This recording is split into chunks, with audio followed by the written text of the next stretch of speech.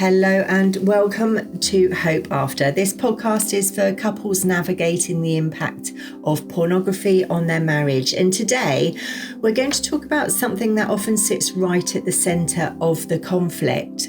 Many men genuinely don't understand why pornography feels like such a deep betrayal to their wives, especially if there was no physical affair. And many women find themselves trying to explain their pain in a way that doesn't sound dramatic, needy, or too much, which is its own kind of humiliation. So today is not a debate episode. It's not here to score points or settle definitions. It's here to give language to what's happening inside the marriage so you can stop circling the same misunderstandings and start moving toward real understanding. And if, as you listen, you realise you need more than a podcast can provide, we offer a step-by-step structure through each stage. And if you'd like personal support, we can offer one-to-one guidance, or both of us with both of you working through this together. You'll find the details in the show notes below. So let's begin with the sentence many men say out loud or quietly, which is, I don't get why this is like an affair. So if you're listening as a man, you might be thinking something like, I didn't touch anyone. I never intended to even leave my wife. I didn't even fall in love with someone else. And in a purely physical sense, you may feel that makes your wife's reaction confusing, even unfair, because you're comparing your behaviour to what most people picture when they hear the word affair. But here's the problem. If your goal becomes proving that this isn't technically an affair, then you'll keep arguing with your wife's experience, and repair cannot start there. So I want to offer a different question. Not how do I convince her it wasn't an affair, but why does this land as betrayal to her? And what does my response need to be now? Because you can't heal what you keep disputing. And you don't have to agree with every emotion your wife feels in order to accept that her emotions are coming from somewhere real for her. One of the most significant gaps between husbands and wives here is this. Men often define betrayal by physical acts. Women often experience betrayal as relational rupture. So when a man says, but it wasn't physical, what he means is, I didn't do the obvious marriage ending thing. But when a wife says, this feels like an affair, she usually means something far more specific. You created a private sexual world that I didn't know about and I didn't consent to, and it changed the reality of our marriage.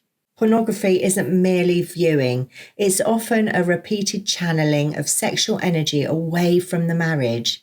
It's desire expressed in secret. It's choices made privately that affect the shared life. And secrecy is not a small detail here. Secrecy is the mechanism of betrayal, because secrecy forces your wife to live in a version of the marriage that isn't real. And when she discovers that, the injury isn't only about the content, it's about the collapse of shared reality. Now, Jez, when you were first trying to explain it to me, what did you think I should understand? What I really thought you should understand, that it wasn't anything that you had caused or had done for me to fall into this secret world. Yeah. And love doesn't cancel secrecy. Jez did love me very, very much. A man can love his wife and still exclude her from his real life. And it's that exclusion that often creates the experience of betrayal. Women often describe discovery as disorienting more than anything else. Not just I'm hurt, but I don't know what's real. Because a wife thought she knew the shape of her marriage, what was shared, what was exclusive, where the lines were. And then she realises she was living inside a story that the man, the husband, wasn't actually living inside with her. And that destabilises the nervous system. Safety is built on we're in the same reality. So when the shared reality breaks, her body goes into a kind of emergency searching. What else don't I know? What have I missed? Can I trust what I'm being told now? This is why questions can become relentless, why checking happens, and why women become hyper aware of tone and timing and small shifts. It's not because she wants to control you, it's because her body is trying to rebuild a world where she can rest. Now, many men try to comfort their wives with the phrase, "It didn't mean anything." And I understand why that phrase appears. You mean, I didn't love them. I didn't want a relationship. You're my real life. But for many women, "it meant nothing" lands like this. "So you risked our marriage for something meaningless?" And it raises questions she can't easily silence. If it meant nothing, why return to it? Why protect it? Why hide it? Why risk trust for it? What you intend as reassurance can unintentionally deepen the wound because it communicates that exclusivity was displaced casually without care for impact. A better direction isn't "it meant nothing." A better direction is, "I can see why this feels like betrayal, and I'm not going to argue you out of your experience." Jez, what would you say now instead of "it meant nothing"? Yeah, well, I think one important lesson that I learned going through this was I could see why this felt like betrayal, and I get why it hurt you so much, the harm that it caused. But it did mean nothing in a way. I get that now, looking back. For me, it didn't mean anything. And I really do get that it hurt you. Yeah, that shift is maturity. It's a man choosing empathy over self-protection. Now, this is one of the hardest parts for women to say out loud because it feels humiliating, and many women don't want to sound needy or insecure. They just want to remain dignified. Porn can create the experience of replacement. Even if the husband still loves his wife, arousal is directed elsewhere. Curiosity is satisfied elsewhere. Sexual novelty is pursued elsewhere. A private world is built that excludes her, and then she is expected to return to intimacy as though exclusivity was never interrupted. So while a man may say it wasn't real or it meant nothing, a woman's body often experiences it as "my place was not protected." And this is where women start to feel pulled into a competition they never agreed to enter, not just emotionally, but sexually and psychologically. That's why it can hit dignity so hard. It isn't simple jealousy, it's the injury of exclusivity being breached. Defensiveness is one of the fastest ways to stall healing because it turns her pain into something you have to win against. It often sounds like "you're overreacting," or "this isn't the same as an affair," or "can't you just move on," or "other men do it." Even if you're not trying to be cruel, defensiveness sends a very clear message. My comfort matters more than your injury. And no woman can settle while she's being treated like the problem for reacting to a breach of trust. Repair requires something different.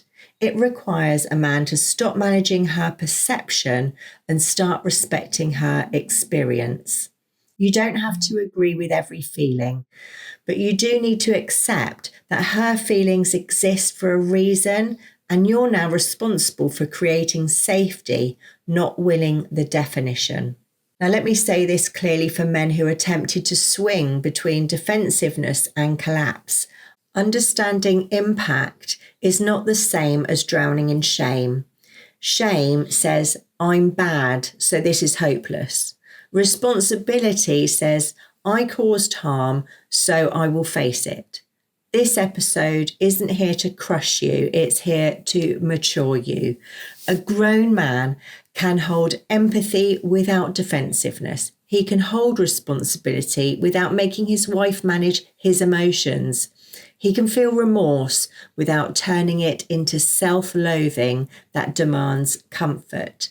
That maturity is what makes repair possible. So what does your wife need most now? Well, in the early and middle stages of healing, most wives do not need more explanations. They need honesty without minimizing, patience without pressure, accountability without resentment, and consistency over time. Your job is not to convince her she shouldn't feel betrayed. Your job is to show through action that you understand why she does and that you are willing to rebuild safety without rushing her nervous system. For many women, safety begins returning when a man stops debating and starts being steady. When secrecy ends, when access changes, when accountability is welcomed, and when her pain is no longer treated as inconvenient. So let's talk about the reframe that makes repair possible. If you take one shift from this episode, let it be this. Stop asking, why is she treating this like an affair? And start asking, what does my wife need in order to feel safe again? And the answer is not a perfect speech, it's a pattern. Safety grows when secrecy ends, when access changes, when accountability is welcomed, and when empathy replaces defense. This isn't punishment, it's repair. So if this episode has helped you understand something that previously felt confusing or unfair, that matters. Understanding is often the doorway into change. So this podcast helps you see the impact. We can help you work with that impact safely without rushing forgiveness or bypassing pain. If you'd prefer personal support, we can offer one-to-one guidance for couples or individuals navigating these stages, or both of us can work with both of you. There's no pressure. You'll find details in the show notes whenever you're ready. Porn may not have involved physical touch, but it often involves secrecy, divided desire, and a private sexual world. And that is why it can land as betrayal. That is why it can feel like an affair to your wife. Understanding that doesn't make you weak. It makes you capable of repair, because you can't repair what you refuse to understand. And if you're listening as a woman, I want you to hear this clearly. You're not imagining this and you're not being dramatic. Your pain makes sense because the injury is real. In the next episode, we'll talk about naming the damage pornography did to the marriage without minimizing harm and without collapsing into shame. For now, let understanding soften defensiveness and let consistency begin doing what explanations cannot.